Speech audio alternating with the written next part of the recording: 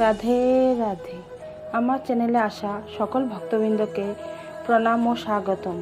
আজ আমি আপনাদের শোনাব রাধা ও শ্রীকৃষ্ণের এক নতুন কাহিনী, যে কাহিনী শুধু প্রেমের নয়, ত্যাগ, বিশ্বাস আর নীরব অঙ্গীকারের।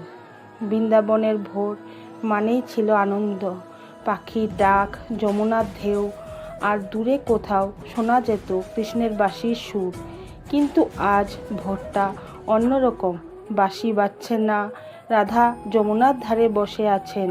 চোখ তার জলের মতো শান্ত, কিন্তু হৃদয়ে অদ্ভুত ভার। আজ অনেক দিন ধরে কৃষ্ণ রাধার সাথে একান্তে কথা বলেননি। রাধা জানতেন কৃষ্ণ বদলে যাননি, কিন্তু সময় বদলে গেছে। হঠাৎ এক গোপী এসে বলল, রাধে, কৃষ্ণ আপনাকে আজ কুঞ্জবনে ডাকছেন।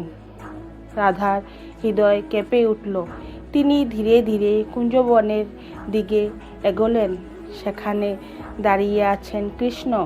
চোখে তার গভীর ভাবনা, মুখে নেই সেই চিরচেনা হাসি।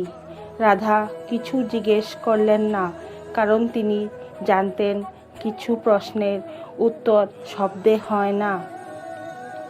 কৃষ্ণ বললেন, রাধে, মানুষ ভাবে আমি বৃন্দাবনের, কিন্তু আমার পথ শুধু বৃন্দাবনে শেষ নয়। রাধা নীরবে শুনলেন। কৃষ্ণ আবার বললেন, আমার জীবনে যুদ্ধ আসবে, বিচ্ছেদ আসবে, আমাকে বহু দূরে যেতে হবে।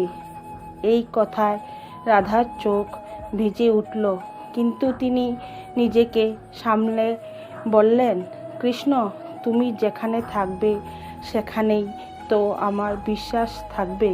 কৃষ্ণ বিস্মিত হলেন। তিনি বললেন, রাধে, তুমি কিছুই চাইছ না? রাধা মৃদু হেসে বললেন, প্রেমে চাওয়া থাকলে তা তো ব্যবসা হয়ে যায়। আমি শুধু চাই তুমি যেন নিজের ধর্ম থেকে সরে না যাও। সেদিন কৃষ্ণ রাধাকে এক অদ্ভুত প্রশ্ন করলেন, রাধে, যদি আমি তোমার কাছে না ফিরি? রাধা শান্তভাবে উত্তর দিলেন, তবু আমি অপেক্ষা করব, কারণ অপেক্ষাও তো প্রেমের আরেক রূপ। এই কথায় কৃষ্ণের চোখ ভিজে গেল। তিনি বুঝলেন, এই প্রেমে কোনো দাবি নেই, শুধু আত্মসমর্পণ।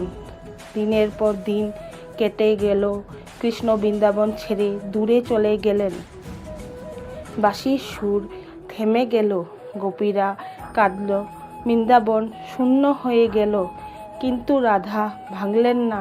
প্রতিদিন তিনি যমুনার ধারে বসতেন, কদম্ব গাছের নিচে দাঁড়াতেন, আর মনে মনে বলতেন, কৃষ্ণ, তুমি যেখানে আছো ভালো থেকো। একদিন এক বৃদ্ধ সাধু রাধাকে জিজ্ঞেস করলেন, মা, তুমি কেন কাঁদছ না?